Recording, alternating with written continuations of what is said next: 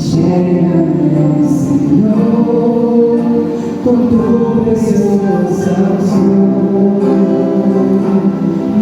Purifícame, lávame, renuévame, restáurame, Señor, con tu poder. Purifícame, lávame, renuévame, restáurame,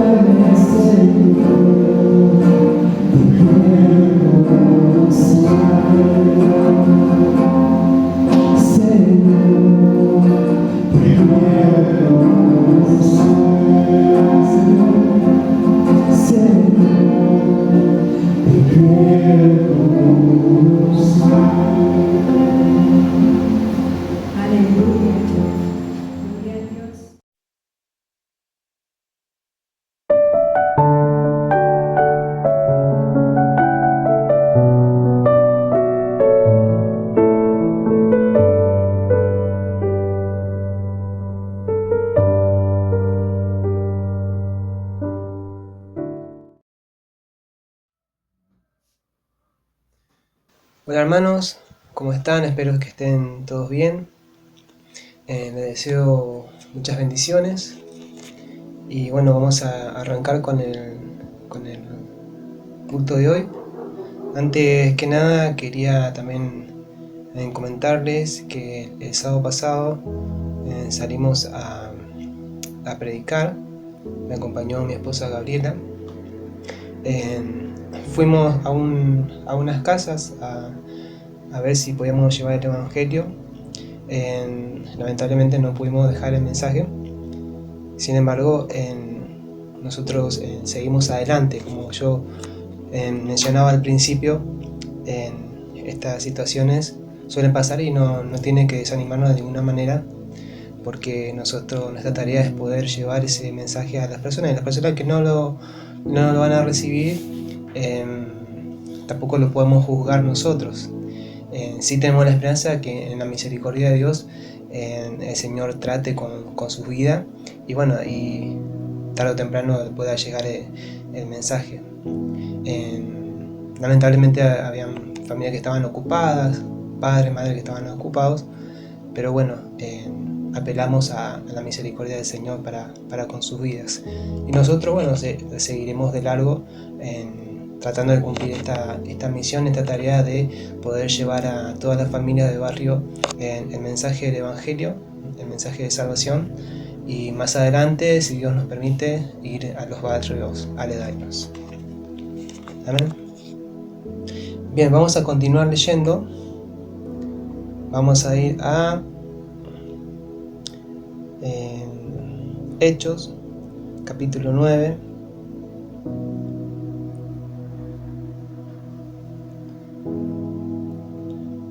Desde el versículo 32 al 35. Dice así: Aconteció que Pedro, visitando a todos, vino también a los santos que habitaban en Lida. Y halló allí a uno que se llamaba Eneas, que hacía 8 años que estaba en cama, pues era paralítico. Y le dijo Pedro: Eneas, Jesucristo te sana, levántate y haz tu cama. Y enseguida se levantó.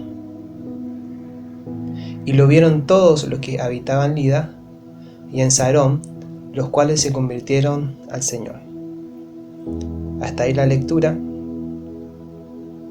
de la obra del Señor a través de Pedro. Y digamos, podemos dividir este pasaje en 4 partes.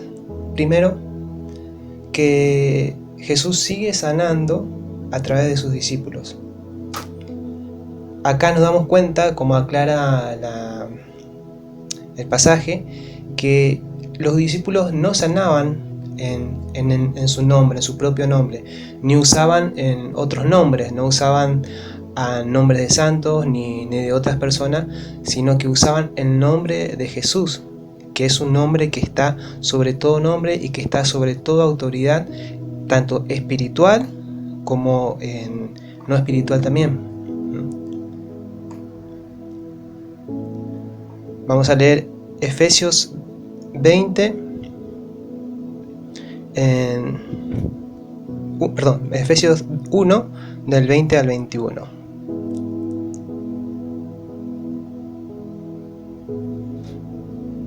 Dice así: y esto previamente está hablando del Espíritu de Dios. Y continúa diciendo a partir del versículo 20 de Efesios 1, dice: la cual operó en Cristo, resucitándole de los muertos y sentándole a su diestra en los lugares celestiales, sobre todo principado y autoridad, y poder y señorío, y sobre todo nombre, que se nombra no solo en este siglo, sino en el venidero. Y sometió todas las cosas bajo sus pies, y lo dio por cabeza sobre todas las cosas a la Iglesia, la cual es su cuerpo, la plenitud de aquel que todo lo llena en todo. Acá vemos cómo Jesús, a través de su Espíritu Santo y a través de la Iglesia, Él sigue operando. Eso es lo que hablábamos el otro día cuando yo les envié en este versículo, este pasaje que se lo voy a leer más adelante, en cómo Jesús y cómo aclara la palabra que Dios puso debajo de los pies de Jesús toda autoridad y todas las cosas cósmica, y cósmica me refiero a la parte física y la parte espiritual. La parte física que nosotros vemos y que podemos vivir y sentir y oler y ver, y la parte cósmica, que es la parte espiritual que no se puede ver pero que existe, ¿no? Ese mundo espiritual. Jesús es un nombre que está por sobre todo nombre que se pueda nombrar, en aquel siglo y en este siglo y en el venidero. En la autoridad que tiene el nombre de Jesús está por sobre todo nombre, por sobre toda autoridad.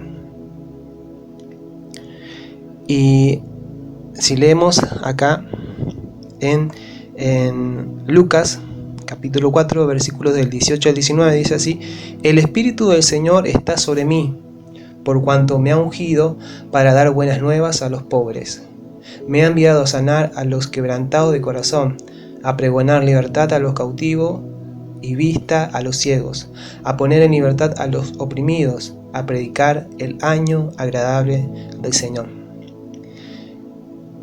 En esta situación Jesús, cuando comienza su ministerio, lo que hace es abrir el rollo de Isaías, que es el capítulo 53, donde él abre y lee esta profecía que estaba hablando acerca de él, del futuro Mesías que iba a venir a la tierra.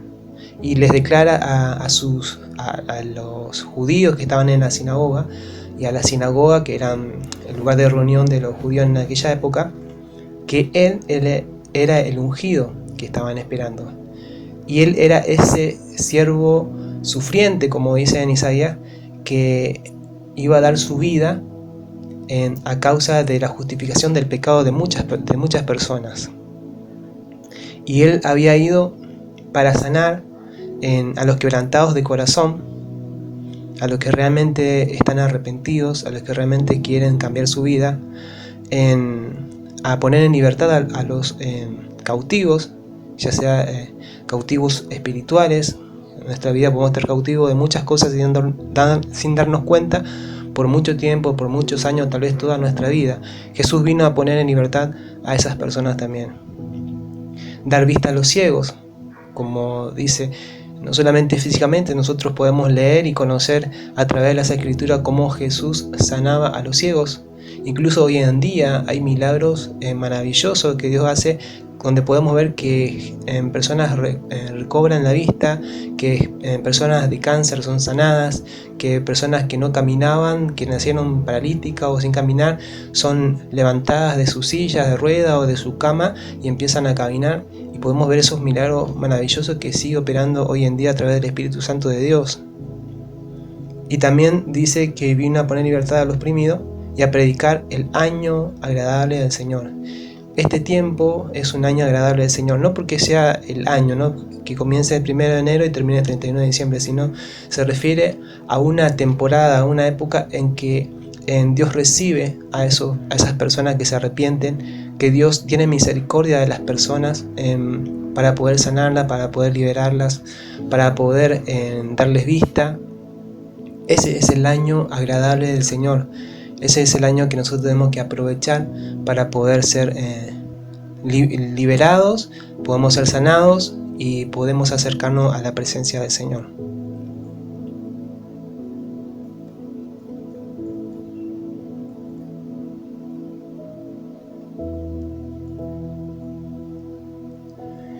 En la segunda parte que podemos sacar de este pasaje que leí en Hechos 9, del 32 al 35, es la fe que produce acción. Bueno, le mandé otro diapositiva que dice: porque en el Evangelio la justicia de Dios se revela por fe y para fe, como está escrito, mas el justo por la fe vivirá. Romanos capítulo 1, versículo 17. La fe produce un actuar en las personas. Todos los que creen se mueven y hacen algo porque creen en algo. Por ejemplo, creen en las promesas de Dios, creen que van a ser sanados de alguna enfermedad o de alguna opresión espiritual, mental o física.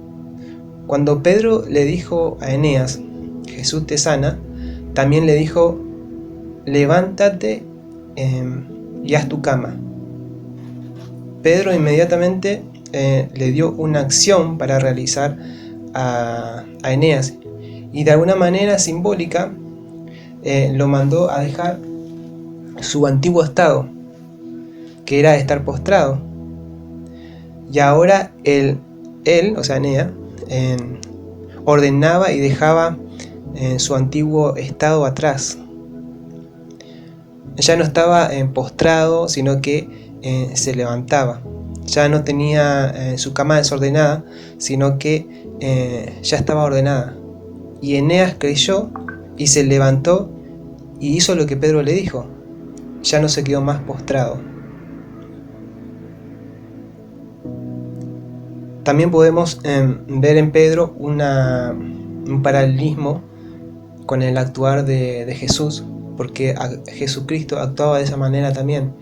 Jesús, por ejemplo, le decía al paralítico, toma tu camisa y anda, levántate, fuiste sanado. No le decía solamente fuiste sanado y listo, y sigo de largo, sino que seguidamente de lo que le dijo para que se sanara, le daba una acción para hacer.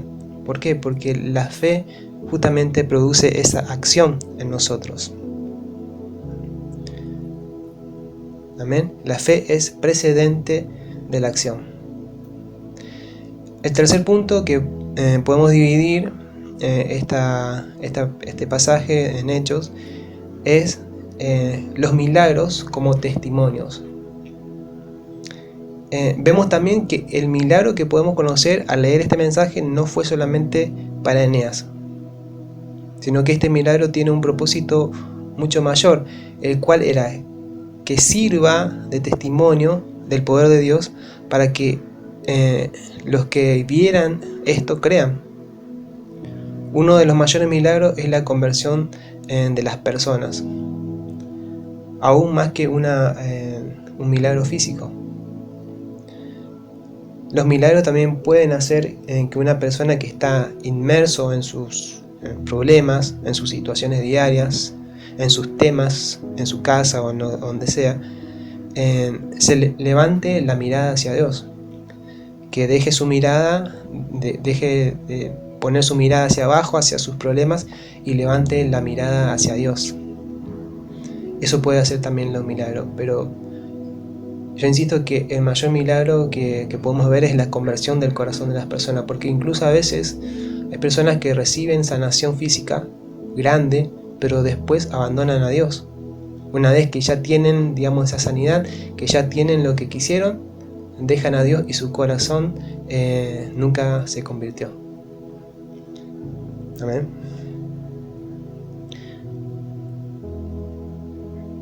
Y la cuarta parte, y esta es la última parte en la que puedo dividir este pasaje de Hechos, es la expansión del Evangelio.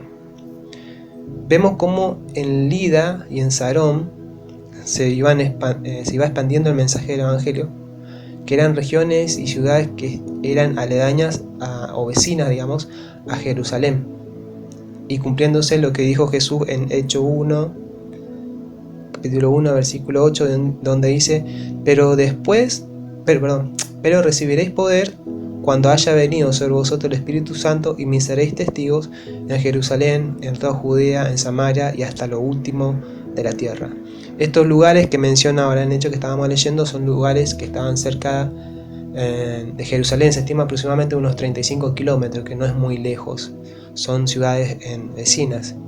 Ya ellos habían hablado el mensaje en Jerusalén y estaban yendo a las ciudades vecinas.